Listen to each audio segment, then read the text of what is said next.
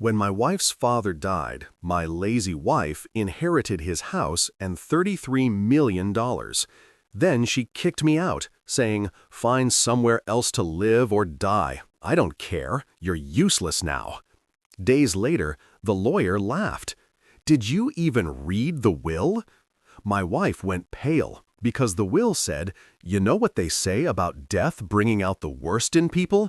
Well, they weren't kidding." When my father-in-law, Robert Thorne, passed away last month, I thought it would be one of those somber family moments where everyone comes together, shares memories, and learns to appreciate what they have. I was living in a fantasy land. Robert had been sick for months, pancreatic cancer, the kind that doesn't mess around. I had spent countless evenings at his bedside, listening to his stories about building his business empire from scratch and watching old war movies with him when Sophia was too busy to visit. The man had grit, I will give him that. He came from nothing and built a fortune that would make most lottery winners weep with envy. $33 million, to be exact, plus that ridiculous mansion in the hills that looked like something from a Hollywood movie. I thought that watching her father waste away would teach my wife, Sophia, something about loss. You see, I had been through this before, when both my parents died in a car crash 5 years ago. That grief nearly destroyed me. It was the kind of soul-crushing pain that makes you question everything. Sophia had been, well, let's just say, supportive isn't the word I would use. She was more like mildly inconvenienced by my emotional breakdown. But Robert's death was supposed to be different. It was supposed to be her wake-up call about mortality and family. Instead, it was like Christmas morning for a spoiled brat who just discovered Santa left the entire toy store under the tree. The reading of the will was a joke. Sophia sat there in her designer black dress, which probably cost more than most people's monthly rent, with a smug little smile playing at the corners of her mouth. When the lawyer announced she had inherited everything, the mansion, the money, the whole empire, she did not even try to hide her satisfaction. She just nodded, as if she had been expecting it all along, which, knowing Sophia, she probably had. That is when things got really ugly. Within a week, my sweet, loving wife transformed into someone I barely recognized. Gone was the woman I had married 7 years ago, the one who used to laugh at my stupid jokes and steal French fries off my plate. In her place was a cold, calculating stranger who looked at me like I was something unpleasant. The mansion became her kingdom, and I was suddenly the court jester who had outlived his usefulness. She started making suggestions about how I should find my own path now that she was financially independent, as if inheriting millions gave her the right to treat her spouse like expired milk. Then came that evening 3 weeks ago. I will never forget it as long as I live. I was in what used to be our bedroom, folding laundry like a domestic servant, when Sophia walked in wearing an ice-cold expression that could have frozen hell over. "We need to talk," she said. Those 4 words have never meant anything good in the history of marriage. I looked up from the pile of shirts, trying to read her face. "What's on your mind, babe?" That is when she dropped the nuclear bomb that obliterated what was left of our marriage. "Find somewhere else to live or die. I don't care. You're useless now." Just like that. No build-up, no explanation, no "it's not you, it's me." Just pure, unadulterated venom delivered with the emotional warmth of a parking meter. I stood there for what felt like an eternity, holding one of her silk blouses, trying to process what I had just heard. "Excuse me?" "You heard me, David. You're dead weight. I don't need you anymore. I have everything I want now, and you're just in the way." The words hit me like a sledgehammer to the chest. This was the woman I had sacrificed everything for. The woman I had worked 60-hour weeks to support while she found herself through yoga retreats and expensive hobbies. The woman I had given up my own dreams for, turning down job opportunities and shelving my ambitions because her needs always came first. Sophia, what the hell has gotten into you? We're married. We took vows." "Oh, please," she said, waving her hand dismissively as if shooing away an annoying fly. "Those vows were made when I needed you. Things change. I've changed. My circumstances have changed. You haven't." Behind her, I caught a glimpse of her brother-in-law, Mark, lurking in the doorway with a satisfied smirk on his face. He had been hanging around more since Robert's death, whispering poison in Sophia's ear about how she deserved better. The guy had always resented that I had married into the family.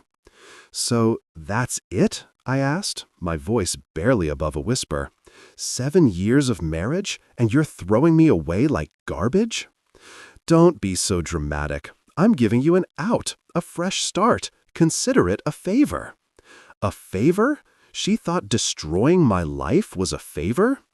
That night, while Sophia was out celebrating her new independence with Mark and their country club friends, I packed my entire life into 2 beat-up suitcases and a cardboard box full of photos and mementos. 7 years of shared memories were reduced to 3 containers that barely filled the trunk of my old Honda Civic. I took one last look around the mansion that had never really felt like home. The marble floors, the crystal chandeliers, the pristine white furniture that screamed, "Don't touch anything." It was all hers now. The woman who had once promised to love me in sickness and in health, for richer or poorer, had just proven those words meant absolutely nothing. As I loaded my pathetic belongings into the car, I thought about all the compromises I had made, the promotion I had turned down, the friends I had lost touch with, the hobbies I had abandoned. And for what? To be discarded the moment I was no longer useful. The worst part was not even the betrayal, it was the casual cruelty. She did not even have the decency to pretend it was difficult for her. No tears, no apologies, just a cold, calculated dismissal. As I drove away, I caught a glimpse of Sophia in the rearview mirror, standing in the doorway with her arms crossed, watching me leave as if making sure the garbage had been collected. That image burned itself into my memory. I had no idea that in just a few short weeks, that same image would come back to haunt her in ways she never could have imagined. Let me tell you about rock bottom. It smells like industrial-strength disinfectant mixed with the broken dreams of every poor soul who has ever checked into the Sunset Motor Lodge. And I was now the latest addition to that illustrious club. The place looked exactly like what you would expect from a joint that charged $39 a night. The parking lot was a graveyard of beat-up cars and questionable life choices, and my car fit right in. The desk clerk, a guy who looked like he had seen more action than a war correspondent, barely looked up when I stumbled through the door. He just slid a key across the counter and grunted. Room 12 was a masterpiece of budget hospitality. The carpet was a charming shade of "what happened here," and the wallpaper was peeling. The bed looked like it had been through more relationships than a Hollywood starlet. The bathroom was less than inviting. But this dump was paradise compared to the emotional wasteland I was living in. I collapsed onto that sagging mattress and stared at a water stain on the ceiling that looked like either Jesus or a really sad duck. The silence was deafening, broken only by the sounds of domestic bliss from the adjoining rooms. That is when Sophia's parting gift really started to eat at me. Before I had packed, she had tossed me a handful of cash. "Here," she had said, not even looking at me. "This should last you a few weeks until you figure out your next move." $300. 7 years of marriage, and I was worth $300 lousy dollars to her. But as I lay there, something started gnawing at me. It was not just the humiliation or the betrayal. It was something that did not add up. Robert Thorne was not the kind of guy who left things to chance. He was a perfectionist in everything: his business, his investments, even his sock drawer. He had planned every detail of his empire with precision. So why would a guy like that just dump his entire fortune on Sophia and walk away? I had spent enough time with Robert to know how he really felt about his daughter. He loved her, but he was not blind to her faults. The man had built a business empire through hard work and sacrifice. And Sophia's biggest accomplishment was mastering the art of spending other people's money. Robert used to joke about it.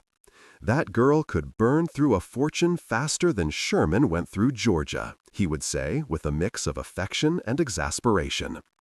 He knew she was entitled, lazy, and had about as much business sense as a goldfish.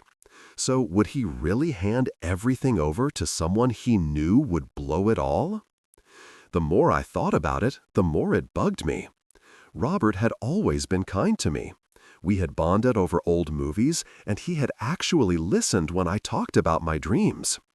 There was one conversation we had about 6 months before he got sick. We were sitting in his study, sharing a bottle of expensive whiskey, and he looked at me with serious eyes and said, "David, you're a good man. Better than this family deserves, if I'm being honest." At the time, I thought it was the whiskey talking. But now, lying in that motel, those words kept echoing in my head. By 3 a.m., I had convinced myself I was losing it. Grief and desperation were making me see conspiracies where there were none. But when dawn finally came, I made a decision. I was going to find out the truth. With the few dollars I had left, I dug out my phone and looked up the number for Charles Whitmore, Robert's longtime attorney. If anyone knew the real story, it would be him. My hands were shaking as I dialed. This was probably going to be the most embarrassing phone call of my life, but something deep in my gut told me this was not over. The phone rang once, twice, 3 times. When Charles Whitmore's receptionist finally answered, I took a deep breath and stepped into what I hoped was not just another dead end. Charles Whitmore's office was the kind of place that screamed old money. Walking through those doors felt like stepping into a different century. The receptionist, a silver-haired woman, informed me that Mr. Whitmore could see me immediately. That should have been my first clue. Charles greeted me like I was the prodigal son returning. "David, my boy," he said, practically jumping up from behind his massive desk. "I've been trying to reach you for weeks. Your wife told me you'd left town." I stopped dead in my tracks. "She told you what?" "Said you packed up and moved to Arizona or Nevada, somewhere out west. Said you wanted a fresh start and didn't want to be contacted about any legal matters." The blood in my veins turned to ice water.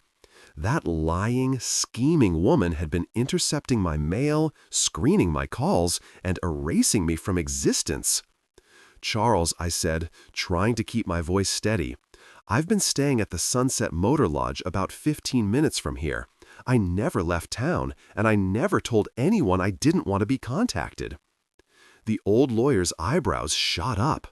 He walked over to a filing cabinet and pulled out a thick manila folder with Robert's name on it. "Son, we need to talk, right now." He gestured to a leather chair, and I sat down. Charles settled behind his desk with the folder in front of him. "David, what exactly did Sophia tell you about her father's will?" "That she inherited everything, the mansion, the money, the whole $33 million empire. Pretty cut and dried, according to her." Charles made a noise between a chuckle and a snort. "Cut and dried? That's rich." He opened the folder and pulled out the original will. "Let me ask you something. Did you actually see this alleged will? Were you present at the reading?" I thought back. Sophia had come home waving some papers around, but I had never seen the actual will. "No," I admitted. "She said it was family business, that since I wasn't a blood relative, I didn't need to be there. She brought home copies, but I never saw the actual will." "Copies?" Charles shook his head. "Of course she did." He turned the will around so I could see it. My heart started pounding. Even upside down, I could see my name mentioned multiple times. "David, According to Robert's actual last will and testament, you are the primary beneficiary of his estate. I'm sorry, what? The mansion, 70% of his liquid assets, controlling interest in his business holdings, it's all yours, son, every last penny. I stared at the document. But Sophia said. Sophia was left $10 million, Charles continued, flipping through the pages. A very generous inheritance, but it came with conditions. What kind of conditions? Charles adjusted his reading glasses. The bequest to Sophia Thorne is contingent upon her treatment of her husband, David, following Robert's death. Should she fail to honor the bonds of marriage and treat her husband with respect and dignity, said bequest shall be null and void, and those assets shall revert to the primary beneficiary. My mouth went dry. You're telling me that by throwing me out, she forfeited her entire inheritance? That's exactly what I'm telling you. Charles leaned back in his chair. Robert was very specific about this clause. He had watched his daughter's behavior and wanted to ensure his money didn't enable her to become worse. This is insane. Why didn't she know about this? Oh, but she did. Charles pulled out a receipt showing that Sophia had been provided with a complete copy of the will 3 days after the funeral. She received the full, unredacted will. She chose to ignore the conditions. So she gambled with $10 million and lost? Spectacularly, Charles said, unable to hide his grin. Robert always said his daughter was too arrogant for her own good. Turns out he was right. I sat there in stunned silence. The woman who had called me useless had just handed me a fortune through her own cruelty. There's more, Charles said. Robert left you a personal message. He pulled out a tape recorder and pressed play. Robert's voice filled the room, weak but determined. David, if you're hearing this, it means my daughter has shown her true colors. I'm sorry, son. I tried to raise her better, but some people are just born selfish. You've been more of a family to me these past few years than she ever was. Take care of what I've built. Use it wisely, and don't let her guilt you into giving her a damn penny. She made her choice. The recording ended, and I felt like I had been hit by emotional lightning. In 20 minutes, I had gone from a discarded husband to the heir of a multi-million-dollar empire. So what happens now? I finally asked. Now, Charles smiled, we make this official. We freeze Sophia's access to any funds, transfer everything into your name, and watch as the woman who called you useless realizes how spectacularly she screwed herself. For the first time in weeks, I smiled. Charles, I said, let's get started. You know that feeling when you are about to drop the hammer on someone who absolutely deserves it? That is exactly where I was, sitting in Charles's office, signing documents that would turn my wife's world upside down. I need you to understand, Charles said, his pen hovering over the paperwork. Once we set this in motion, there's no going back. Sophia will lose access to everything. Are you certain this is what you want? I thought about those 3 weeks in the motel, about Sophia's ice-cold eyes. Charles, I said, putting pen to paper, I've never been more sure of anything in my life. The first domino fell within an hour. Charles had a network of contacts that put them to work. Bank accounts were frozen, credit cards were canceled, and the utilities at the mansion were transferred into my name. For the first time in weeks, I smiled. Charles, I said, let's get started. You know that feeling when you are about to drop the hammer on someone who absolutely deserves it? That is exactly where I was, sitting in Charles's office, signing documents that would turn my wife's world upside down. I need you to understand, Charles said, his pen hovering over the paperwork. Once we set this in motion, there's no going back. Sophia will lose access to everything. Are you certain this is what you want? I thought about those 3 weeks in the motel, about Sophia's ice-cold eyes. Charles, I said, putting pen to paper, I've never been more sure of anything in my life. The first domino fell within an hour. Charles had a network of contacts that put them to work. Bank accounts were frozen, credit cards were canceled, and the utilities at the mansion were transferred into my name. But the real kicker was the private investigator, Rosa Delgado. Charles had worked with her for years, and when he called her about investigating the forged documents Sophia had been using, she was practically salivating. "Honey," she told me, "I've seen some grade-A scumbags, but a woman who forges her dead daddy's will to screw over her husband? That's a special kind of evil. This is gonna be fun." By that afternoon, Rosa had uncovered enough evidence to sink Sophia's scheme. Turns out, my wife had paid a document forger to create a fake will using letterhead stolen from Charles's office. The irony? She had paid him with money from Robert's accounts, money she never had legal access to. While Rosa was building her case, I decided to take a drive. I pulled up to the mansion just as the sun was setting. The house looked different, smaller, less intimidating. Maybe that is what happens when you realize you own it. The front door was locked, but Charles had given me the new keys. I let myself in. The sound of my footsteps echoed through the marble foyer. 3 weeks ago, I had been sneaking around like an unwanted guest. Now I was home. That is when I heard it. Sophia having a meltdown in the kitchen. "What do you mean the card was declined? That's impossible. I have millions in that account." I followed the sound and found her standing by the granite island, her face red with fury. She was on the phone, wearing a designer outfit, but her composure was cracking. That is when she noticed me. "David?" Her voice was small and confused. "What are you doing here?" "I live here," I said, jingling the keys. "Remember, this is my house." "Your house? What the hell are you talking about?" "I inherited." "You inherited nothing." "I inherited everything, Sophia. Turns out your daddy left you a nice allowance, but it came with strings. Strings you cut the moment you decided I was useless." Her phone was still connected to customer service. She hung up violently. "That's impossible. I read the will. Everything was left to me." "You read a forgery. A really expensive, illegal forgery that's about to land you in trouble." The color drained from her face. "You're lying." "Am I? Check your credit cards. Try to access your bank accounts. Try to turn on the lights." As if on cue, her phone rang. It was her personal banker. She answered with desperation. "Richard, thank God. There's been a mistake with my accounts." "What? Frozen? What do you mean frozen?" I watched her face cycle through the stages of grief. "But I'm Robert Thorne's daughter. I inherited. What do you mean I need to speak to my lawyer?" She hung up and stared at me, speechless. "Here's the thing," I said, savoring every word. "Your father knew what kind of person you were.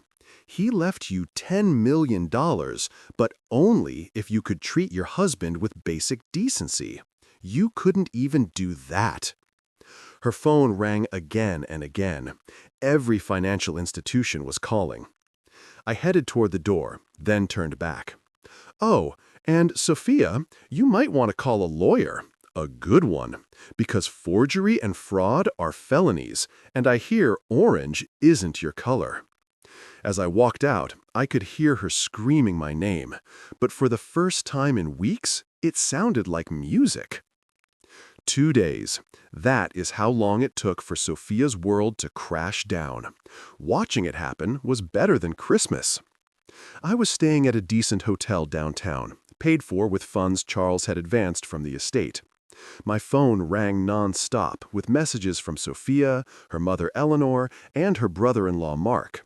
They ranged from confused to desperate to threatening.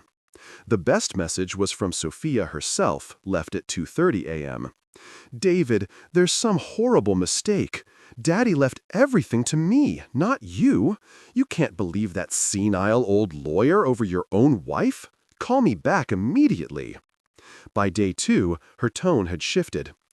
"David, please, you have to stop this. I'm still your wife. Whatever Charles told you, it's wrong. Daddy would never do this to me. He loved me." That one made me laugh. Robert's little girl who could not be bothered to visit him during his final months. Rosa called with updates. "Your wife tried to withdraw cash from 3 different ATMs. When that didn't work, she went into the bank and made a scene. They had to call security." Please tell me someone got that on video. Honey, everything's on video. I've got enough footage to make a reality show. Charles had been busy too, filing paperwork and working with the district attorney to build a fraud case. "The beautiful thing about your wife," he told me, "is that she's been so arrogant she left a paper trail a blind man could follow. She paid the forger with a check from Robert's account." By the morning of day 3, I decided it was time to go home, to claim what was mine. The mansion looked different in the morning light. I used my key and found Sophia in the living room, surrounded by empty wine bottles and tissues. She looked like a natural disaster. Her hair was a mess, her makeup was streaked, and she was wearing the same clothes from 2 days ago. When she saw me, she launched herself off the couch. "David, thank God you're here. There's been a terrible mistake, and we need to fix it."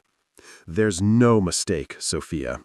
Everything's working exactly as it should." "No! Daddy left everything to me. I'm his daughter, his blood. You were just married into the family." "Just married into the family?" I repeated. "Is that what I was to you?" "That's not what I meant." "Your father knew what kind of person you were. He gave you a choice. Treat your husband with decency and inherit 10 million, or be cruel and get nothing. You chose nothing." That is when she tried a different approach. The waterworks started. "I'm still your wife," she whispered, moving closer with tear-filled eyes. "We took vows, for better or worse, in sickness and in health." "I remember," I said, pulling out my phone. "I also remember you telling me to find somewhere else to live or die because I was useless. Would you like to hear it again?" I pressed play and her voice filled the room. "Find somewhere else to live or die. I don't care. You're useless now." She stood there frozen. "That wasn't. I was upset. I wasn't thinking clearly. You can't judge our entire marriage based on one moment." "One moment?" I laughed. "Sophia, you spent 3 weeks treating me like garbage. You told everyone I'd left town. You forged documents and committed fraud. This wasn't one moment. This is who you are." Then I pulled out the recording device with Robert's message. "Your father left you something else." I pressed play. Robert's voice filled the room. "David, if you're hearing this, it means my daughter has shown her true colors. I'm sorry, son. I tried to raise her better, but some people are just born selfish. You've been more of a family to me these past few years than she ever was." Sophia collapsed onto the couch. The sound of her father's disappointment hit her hard. "He can't have meant that," she whispered. "He was sick. He wasn't thinking clearly." "He was thinking clearly enough to set up a will that protected me from you," I said. "He knew you'd show your true colors, and you did. For the first time in our marriage, I was in control, and Sophia was begging." Just when I thought it could not get more entertaining, her mother, Eleanor, showed up. She stormed into my foyer like a well-dressed, avenging angel. "Where is he?" she shouted. "Where is that opportunistic little weasel trying to steal my daughter's birthright?" I walked downstairs. "Ah, Eleanor, what a pleasant surprise." She turned to me with pure disdain. "You know exactly why I'm here, you little gold-digging parasite." "Parasite?" I laughed. "That's rich, coming from a woman whose entire family has been living off Robert's money for 30 years. She composed herself. "Let's skip the pleasantries. I'm prepared to make you a very generous offer." She pulled out a checkbook. $2 million. More money than you've ever seen. Take it, sign the papers, and disappear. I stared at the check. $2 million? That's your opening offer? Her eyes lit up. I knew you'd see reason. Oh, I am practical, I said. I'm just insulted you think I'm stupid enough to trade a $33 million inheritance for pocket change. The smile slipped from her face. Excuse me? You heard me. Your daughter forged documents to steal my inheritance. Your dead husband left me everything because he knew what kind of people you are. And now you're trying to bribe me? The audacity is astronomical. Her composure cracked. She grabbed the check back and wrote another. $5 million, she snapped, throwing it at me. That's more than enough to set you up for life. I picked up the check, looked at it, and tore it in half. You could offer me $50 million, and the answer would still be no. This isn't about money. It's about justice. That is when Eleanor's mask came off completely. You ungrateful little worm, she hissed. You have no idea who you're dealing with. The Hayes family has connections. We have friends who could make your life very, very difficult. Is that a threat, Eleanor? It's a promise. She stepped closer. Richard built his fortune through questionable practices. Offshore accounts, shell companies, the kind of things that attract federal attention. If the right people started looking, your inheritance could be tied up for decades.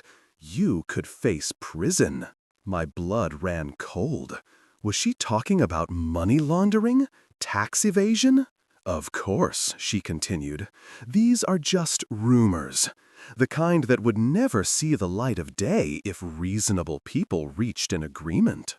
She wrote another check. $10 million.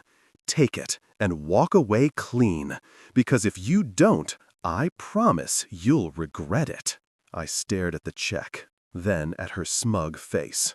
For a moment, I felt doubt. What if Robert's empire was built on something illegal? But I realized something. Eleanor was desperate. Eleanor, I said, I think it's time for you to leave my house. Her face went white with rage. Your house? This will never be your house, you pathetic. Get out, I said, holding the door open. Now. As she stormed past, she turned back.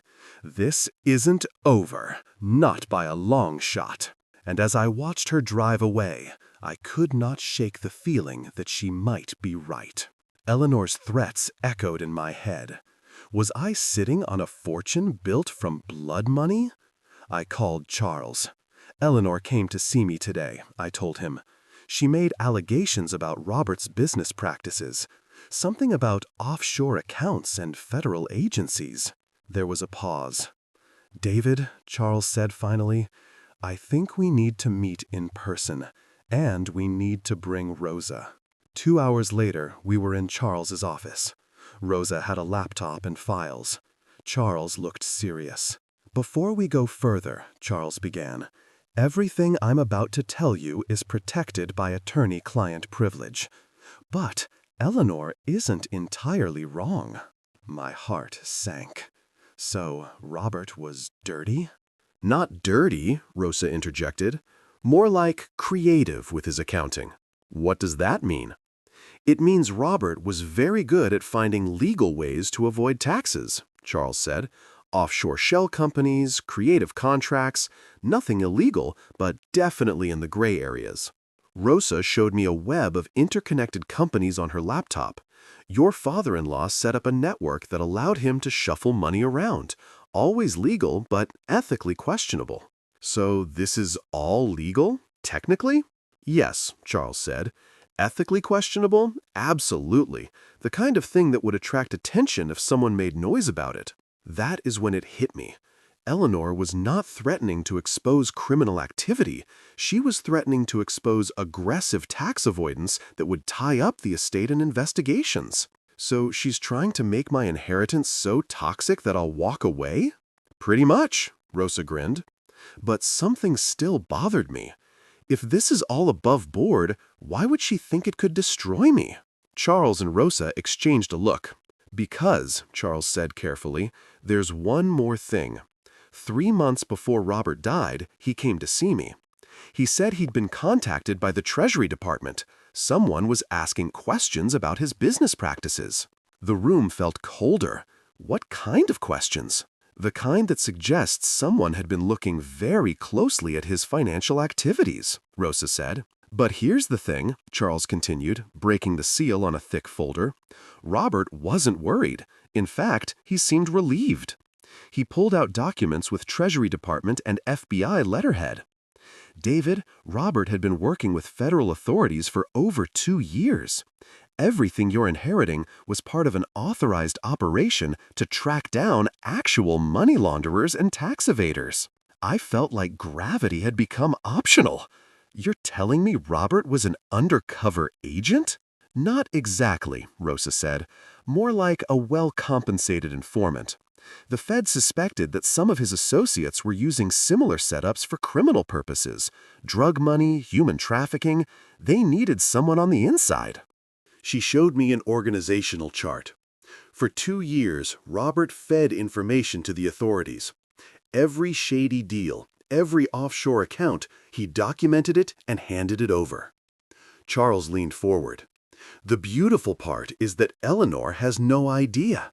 She thinks she's threatening to expose Robert's crimes, but what she'd actually be exposing is a federal investigation that resulted in arrests and the seizure of over $100 million in illegal assets. I sat there, stunned. My father-in-law had been fighting financial crime from the inside. So, when Eleanor threatens to expose his secrets, I said slowly, she's actually threatening to expose herself as the daughter of a federal informant? Exactly, Rosa grinned. She's threatening to shoot herself in the foot with a cannon. And we're going to let her, Charles finished. For the first time in days, I smiled.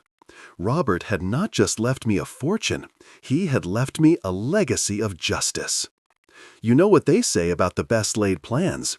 Sometimes they involve wearing a wire to dinner with your ex-wife while federal agents listen from a van. After discovering Robert's role, Charles made a phone call. Within hours, I was sitting with Agent Sylvia Martinez of the FBI. She looked like she could bench press a car. Mr. Morrison, she said, your father-in-law was instrumental in helping us build cases against dangerous people. His cooperation led to multiple arrests. So, I've been told, I said. What does that have to do with me? Your wife and mother-in-law are about to make a big mistake. They're going to try to blackmail you with information about Robert's business dealings, not knowing that everything they think they know is what we wanted his associates to believe. She pulled out a small device. We'd like you to wear this during your next conversation. Let them make their threats. Let them dig their own grave. I stared at the wire. You want me to set up my own wife? Your wife forged documents, committed fraud, and is now attempting extortion. She set herself up. We're just giving her enough rope. Charles leaned forward. David, think about it. Sophia threw you away when she had the power. Now she'll discover what real power looks like. That evening, I was back at the mansion, wearing the wire. The FBI van was parked nearby. Right on schedule, Sophia and Eleanor showed up. David, Sophia said as I let them in, thank you for seeing us. Difficult, I repeated. Is that what we're calling attempted fraud? Eleanor shot me a look. Let's dispense with the theatrics. We're here to discuss a mutually beneficial arrangement. They brought a briefcase. Eleanor set it on the coffee table. Inside are copies of documents that prove Robert was involved in money laundering and tax evasion. The IRS would find them very interesting. She opened the briefcase to reveal stacks of papers. These documents, Sophia said, could tie up Daddy's estate in investigations for decades. Every penny could be frozen or seized. "What are you proposing?" I asked. "A simple trade," Eleanor said, pulling out a contract. "You sign over the estate to Sophia. We make these documents disappear, and everyone walks away clean. And if I refuse?" Eleanor's smile was sharp. "Then copies go to the IRS, the FBI, and every financial crimes unit on the East Coast. Your life becomes a living hell." Sophia leaned forward with fake sympathy. "We're trying to protect you. Take the settlement. Walk away with enough to live comfortably." "How much?" I asked, sounding defeated. "$5 million," Eleanor said promptly. "More than generous." "My position? Someone who's about to inherit a criminal empire?" Sophia said, her mask slipping. "Someone too stupid to realize he's walking into a trap that could land him in prison?" That was the moment they sealed their fate. "You know," I said, standing up, "I think I need some time to consider your offer." "Time?" Eleanor's voice rose. "You don't have time. Every day you delay increases the risk." "Maybe a week," I said, "to get my affairs in order." That is when Eleanor lost it completely. "You listen to me, you ungrateful little parasite? We're offering you a way out, and you're going to take it. Because if you don't, I will personally make sure your life becomes a nightmare. I have friends in the federal government who would be very interested in Robert's criminal activities." "Criminal activities?" I repeated calmly. "Money laundering," Sophia shouted. "Tax evasion, conspiracy, fraud. Everything in that briefcase proves Daddy was a criminal, and you're inheriting the proceeds." That is when the front door burst open. Agent Martinez and 3 other agents swept in. "FBI, everyone stay where you are." The look on Eleanor's face was priceless. Sophia screamed.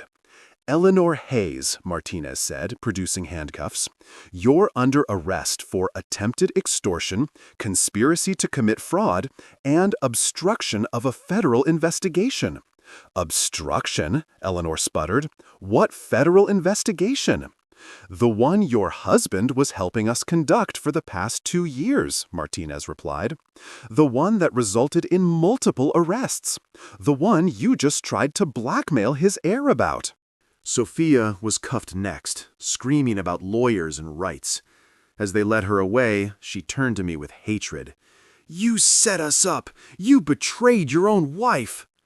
I looked her in the eye. "Sophia, you tried to erase me. You forged documents, committed fraud, and tried to extort me. I didn't betray you. I let you hang yourself with your own rope." As they were loaded into federal vehicles, I thought about that first night in the motel. Turns out, my life was just beginning. The federal courthouse was imposing. I was in Agent Martinez's office 3 days later, watching her flip through a thick file. "Your wife and mother-in-law," she began, "confessed to multiple federal crimes in under 10 minutes. It's impressive." The recording played, and hearing Sophia admit to everything felt surreal. "But here's what they didn't know," Martinez continued, pulling out another folder. "What nobody knew, except me, my supervisor, and Robert." She opened the folder to reveal photographs and documents. "David, your father-in-law wasn't just helping us catch financial criminals. He was the key to dismantling one of the largest money laundering operations on the East Coast." She showed me a chart with names and red strings. These people weren't just avoiding taxes.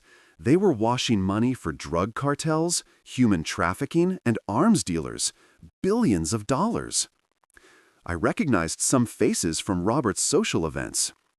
"Robert could have walked away," Martinez said. "Instead, he came to us and said he wanted to help bring them down." She handed me a handwritten letter from Robert. He wrote this after his diagnosis. I think you should read it. I took the letter. Robert's handwriting was strong. "Agent Martinez, I know I don't have much time left. I didn't cooperate because I was afraid or wanted a deal. I did it because I realized my pursuit of financial advantage had put me in circles with genuinely evil people, and I couldn't live with myself if I didn't try to stop them. I've built a fortune through legal but ethically questionable means, but these people profit from human suffering. If my information can help put them behind bars, then maybe some good can come from my mistakes. I'm leaving everything to David because he's the only person in my family with genuine integrity. My daughter has become everything I hoped she wouldn't. My wife has enabled that. But David is a good man who deserves better. Please make sure he understands that every dollar he inherits is legitimate, legally, and morally. The government has verified it. He doesn't need to feel guilty. He's earning it by being worthy. Use it well, Agent Martinez. He's stronger than he knows. I set the letter down with tears in my eyes. Robert had left me vindication. The beautiful irony, Martinez said, is that Eleanor's threats were backwards. Every criminal activity was part of an authorized federal operation. We knew about it, approved it, and used it. She pulled out a final document from the Department of Justice. This is a letter of commendation for Robert Thorne. His help led to 17 arrests, the seizure of $347 million, and the disruption of international criminal enterprises. 17 arrests. My father-in-law's information had put them away. So when Eleanor said she had friends in the federal government, I said, she was technically correct. We were very interested, Martinez laughed. Interested enough to pay Robert $2.3 million in consulting fees for his cooperation. Payment? Cooperating witnesses receive compensation, especially when their help leads to significant seizures. Robert earned every penny by risking his life. So when I inherited, I was not just getting his business profits, I was inheriting payment for his service to his country. There's one more thing, Martinez said, her tone serious. The people Robert helped us arrest have associates still out there. Associates who might not be happy about losing money and their friends. Be careful. Use security. Be aware. As I left, I realized Robert had left me a legacy of justice, of doing the right thing even when it was dangerous. My wife had called me useless. My mother-in-law had called me a parasite. But Robert had called me worthy, and he had been right. 6 months later, the mansion felt like home. My home. I had redecorated, making it reflect who I was. The library was my office, filled with plans for my new project. The Whitmore Foundation for Family Integrity was not a tax write-off. It was my chance to help others screwed over by greedy relatives. We helped wives, children, and people like me who had been written off as worthless. Sophia was serving 18 months for fraud, extortion, and conspiracy. Eleanor got 2 years. Their letters arrived every week, but I never opened them. Sometimes I stand on the balcony where Robert used to watch the sunset, holding a glass of his favorite whiskey. The scared, broken man who packed his life into 2 suitcases was gone. I understood my worth now. Charles had been right. Sometimes the pawn becomes the king. And this king was building something better than an empire, a legacy that would have made Robert proud.